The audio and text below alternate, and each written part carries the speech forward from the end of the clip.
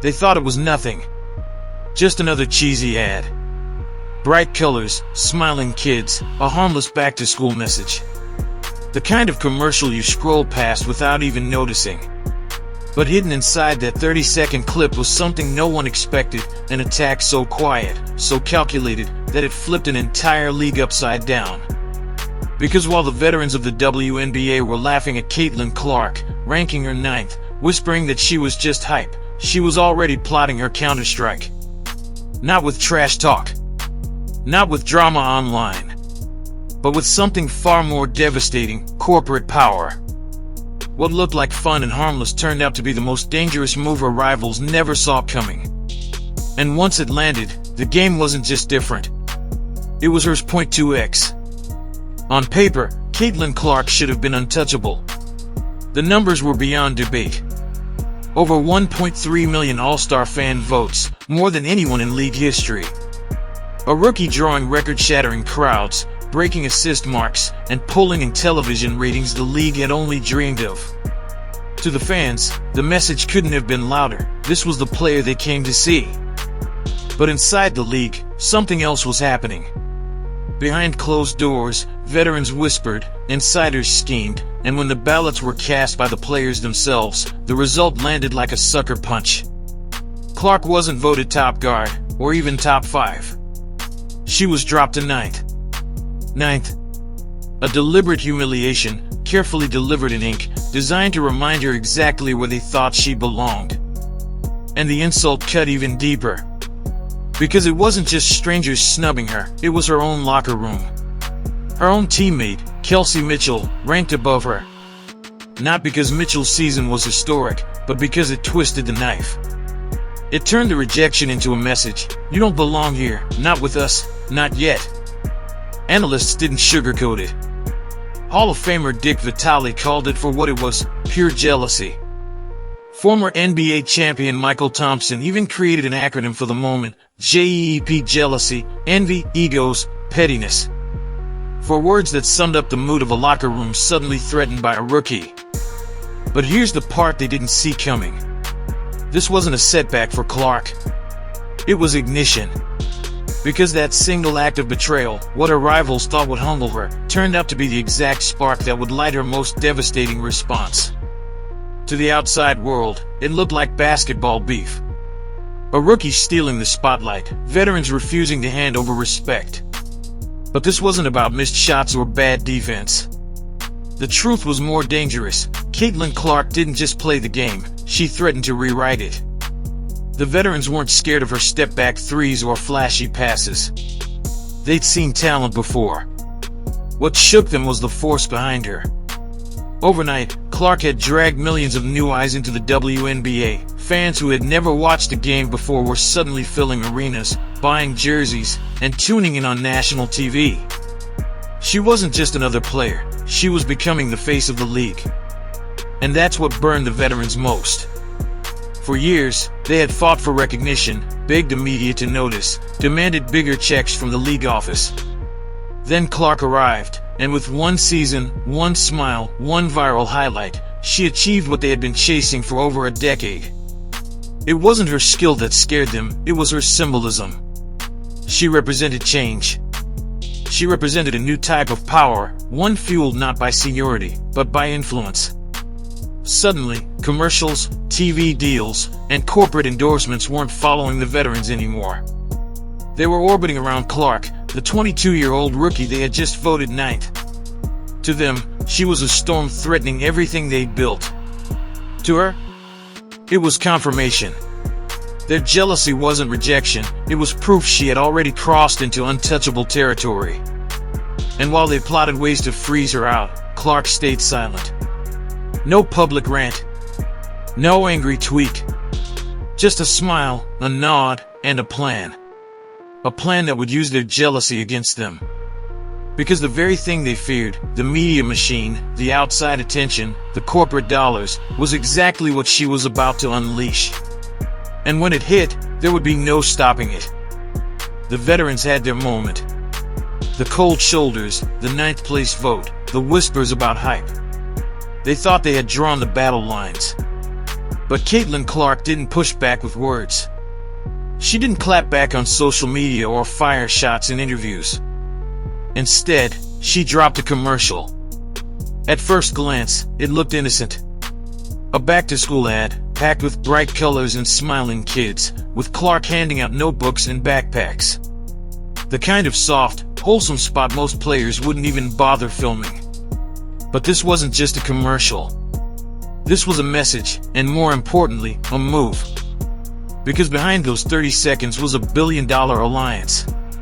Companies like Nike, Gatorade, State Farm, and Eli Lilly weren't just putting Clark's face on their campaigns. They were betting on her as the future of the sport. Every frame of that ad sent the same signal. Caitlin Clark isn't just a player. She's a brand. While veterans were busy blocking her all-star votes, Clark was securing something far more valuable: control over the culture. She wasn't fighting for approval inside the locker room. She was building an army outside of it. Parents saw a role model. Kids saw a hero. Corporations saw dollar signs. And the brilliance of it all? The veterans couldn't touch it. They could shut her out of votes, but they couldn't stop her from taking over TV screens, billboards, and TikTok feeds across the country. What looked harmless was, in reality, a strategic strike. A quiet counterattack. And it landed perfectly. Because in that moment, Caitlin Clark proved she didn't need their acceptance. She had something far more powerful: the ability to make the entire world see her as the face of the game, whether the veterans liked it or not. On the surface, the ad was cute: Caitlin Clark passing backpacks to schoolchildren, smiling as they ran through the halls. But here's what most people missed: those kids weren't props. They were the strategy. Caitlin wasn't selling notebooks.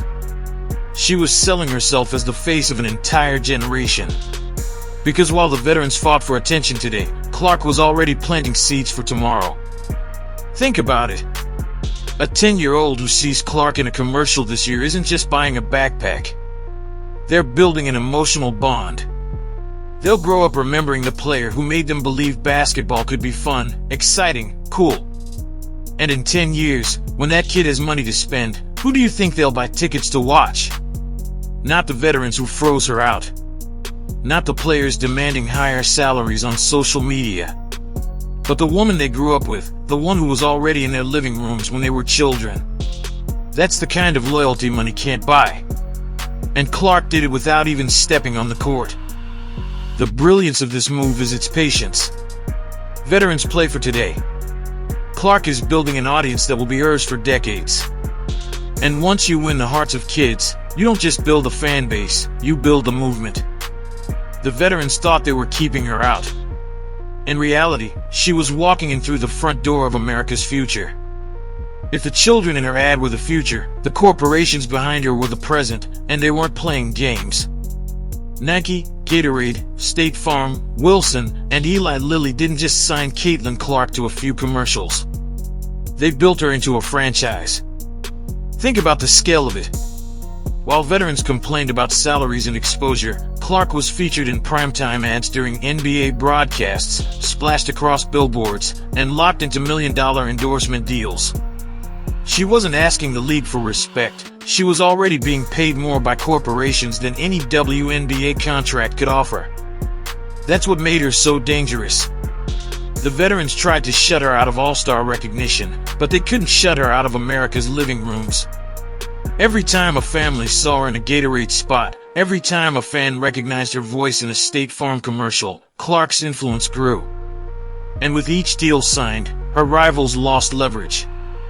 Because here's the brutal truth: endorsements drive culture. They decide whose jersey sells, whose games get prime TV slots, and whose sponsors want courtside. And for the first time in league history, every brand chose the same answer: Caitlin Clark. The veterans could wear pay as shirts all they wanted. But the only reason paychecks were growing at all was because corporations were hitching their wagons to the rookie they tried to bury. She wasn't just in the league. She was becoming the league's business model. Opinions can be debated. Votes can be manipulated. But numbers don't lie. and Caitlin Clark's numbers hit the WNBA like a tidal wave. Before Clark, most games drew a few thousand fans. After Clark, arenas sold out in hours. Road teams that had never seen national buzz were suddenly moving tickets like playoff games simply because she was coming to town. The Fever, once an afterthought, became the hottest ticket in women's basketball. The same happened on TV. Networks that had ignored the league for years suddenly saw record ratings whenever Clark stepped on the floor.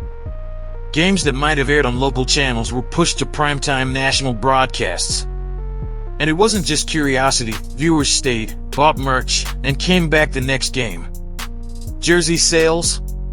Off the charts. Merchandise tied to Clark moved faster than the league could restock it. And here's the twist, every player benefited. Higher ratings meant bigger TV deals. Sold-out arenas meant higher revenue splits. Even the veterans who voted her ninth in the All-Star game were suddenly cashing bigger checks Clark had essentially written for them. That's the irony. They tried to silence her, but the math proved she was the engine. Every snub, every petty move only highlighted how much the league actually needed her. The players wanted power. Caitlin Clark gave them money. And whether they admitted it or not, their own futures were now tied to the rookie they tried to bury. Most rookies would have cracked under the weight, frozen out by teammates, mocked by rivals, questioned by analysts. But Caitlin Clark didn't flinch. She adapted. Every insult, every jealous vote, every cold shoulder, she treated them like fuel. While her rivals lashed out emotionally, Clark stayed quiet, calculating. She wasn't reacting to their moves, she was storing them, turning their hostility into momentum. It's the mindset of a predator. Patient. Observant. Waiting for the perfect moment to strike. She didn't waste energy fighting battles she couldn't win. Instead, she redirected the fight off the court into commercials, endorsements, ratings, and kids' imaginations. Her rivals underestimated her because she smiled, because she looked harmless. But the truth was simple, Clark was playing chess while everyone else played checkers. And by the time they realized it, the board was already hers.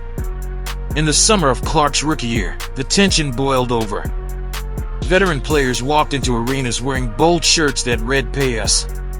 It was a statement, a demand, a challenge to the league office. Women's basketball deserved more money. But here's the paradox, they weren't wrong.